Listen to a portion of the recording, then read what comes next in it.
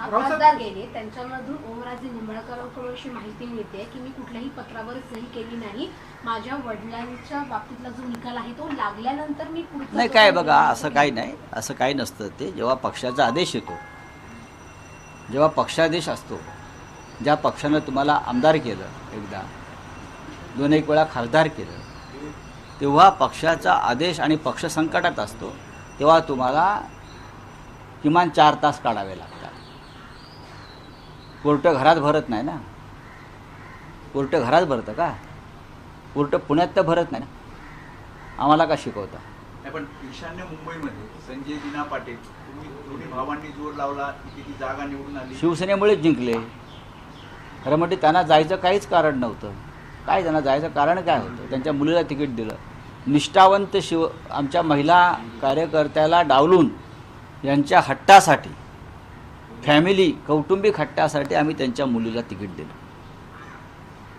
सगळ्यांचा विरोध होता. मुलींना आणि वर्धापन दिनाच्या शुभेच्छा दिल्या, त्या सोबत आहे. बाळासाहेब ठाकरे पक्षाबरोबरच आहेत. वडिलांचं काय विचारा? वडील तर म्हणाले की काल तुम्हाला पण सांगितलं त्यांनी की मी येतोय. मग का नाही आले? आम्ही वाट बघत होतो.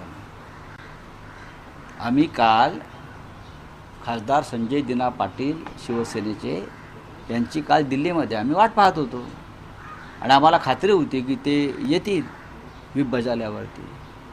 त्यांना यावं असं का वाटलं नाही? काल पक्ष संकटातून जात असताना, संकटाशी झुंज देत असताना आपलं कर्तव्य बजावावं असं ज्यांना वाटलं नाही, त्यांनी आता उगाच कशा करता कोणी अकलेचे तारे तोडावे. जिल्हा प्रमुखांची बैठक बोलवली आहे. या बैठकीमध्ये उद्धव ठाकरे काही आदेश देणार, जे सहा ठिकाणी जे खासदार फुटले, नाही आदेश देतील ना ते आज ऑपरेशन बैठकाला. दुर्वा तुम्ही जे म्हणताय की अधिकृत भूमिका असणाऱ्या पक्षाची, की यापुढे या खासदारांना कळेल तुम्हाला. रावसाहेब 6 खासदार फुटल्याचं हे ऑपरेशन टायगर सक्सेस झाल्यानंतर आता पुढच्या टप्प्यामध्ये 50 नगरसेवक संपर्कात आहेत शिंदेच्या आणि बघा, 16 तुमच्या ते 20 माहितीसाठी सांगतो, आमदार.